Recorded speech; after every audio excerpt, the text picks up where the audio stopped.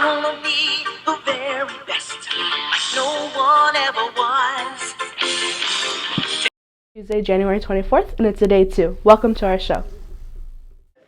Attention all NJHS members, our next meeting will be this Wednesday, January 25th, before school in room 45. Please plan on attending.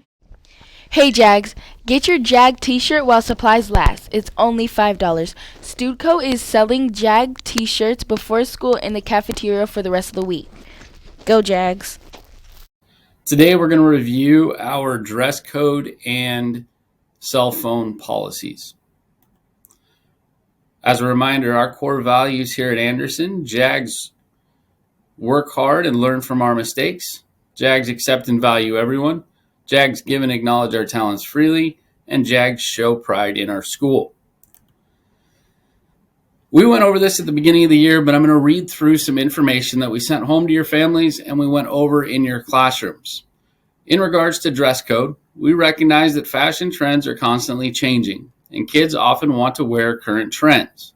However, clothing that may be appropriate in other settings may not be appropriate for school, just like in the workforce. Our district dress code expectations are specifically outlined in the student handbook you received. Please review the information if you're unsure about a clothing item.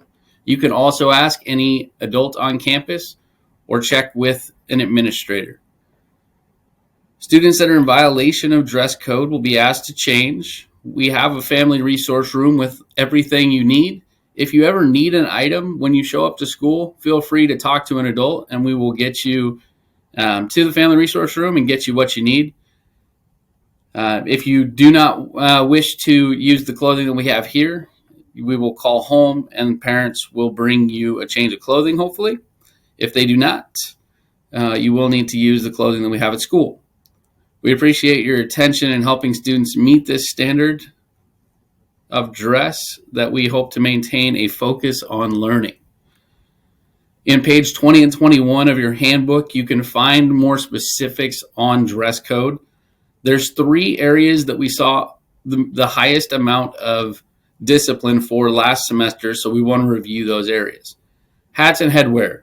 If a student wears a hoodie to school, the hood must remain down at all times while on campus.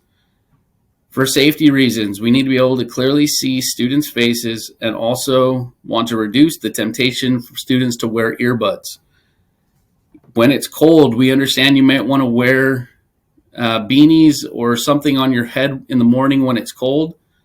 Those items all need to be off of your head before you get into a classroom.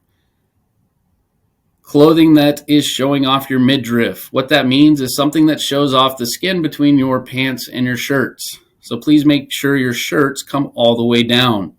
Also, we're seeing a high number of students that are sagging their pants. Please make sure your pants are on your waist and cover up your undergarments. If you're wearing shorts underneath your sweatpants, they still need to be covered up. Please, please, please pull up your pants. Please note, if you are wearing a jacket, sweatshirt, or hoodie over school inappropriate clothing, that does not necessarily result in compliance unless it is worn all the time. For example, if you are wearing a sweatshirt over a shirt that reveals your midriff and you go out to lunch, that sweatshirt must stay on the entire time. If you are wearing a sweatshirt that covers up your spaghetti straps, that must stay on at all times. Best way to avoid issues with dress code is just please make sure that your clothing underneath your sweatshirts and your jackets is all school appropriate. If you need a belt or anything else, again, we have a family resource room and we would love to get you what you need. Also, pajama pants and slippers are not allowed on campus. I'm going to go back to that first thing we talked about. We recognize here that fashion trends consistently are changing and kids often want to wear current trends. We understand that pajama pants and slippers are fashionable and that you want to wear them, and you wear them at night, you wear them around town, you wear them on the weekends.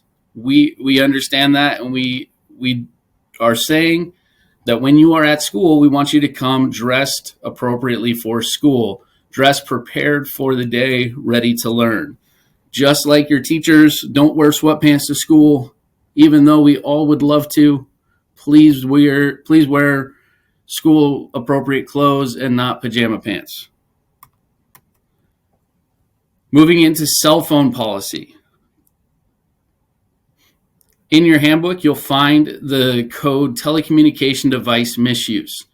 We want to highlight one portion in here that you guys have done a great job of this year as far as not using your cell phones inappropriately on campus. But we want to make sure you understand that using your cell phones inappropriately off campus can result in discipline. While it's becoming increasingly popular for students to post materials on social media, please be aware that the material posted either at home or at school is viewed as inappropriate, harassment, or disruptive to the educational environment. Students will be subject to disciplinary action. We go back to our core value of accept and value everyone. The things you do on social media do not go away, and we ask that you are respectful to everyone at all times. Please be respectful with the social media use at home so that it does not cause disruptions on our campus.